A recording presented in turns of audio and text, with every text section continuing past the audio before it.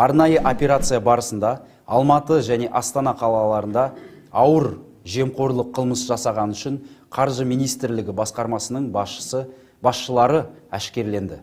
Олар кәсіпорынға толық сомаға азайтуы тиіс 570 миллион теңге мөлшерінде салықты негізсіз қосымша есептеу туралы қызметтік ақпаратқа қол жеткізе отырып, делдал арқылы осы фирманың өкіліне жүгініп, одан ақшалай сыйақы талап етті деп күдіктенеді.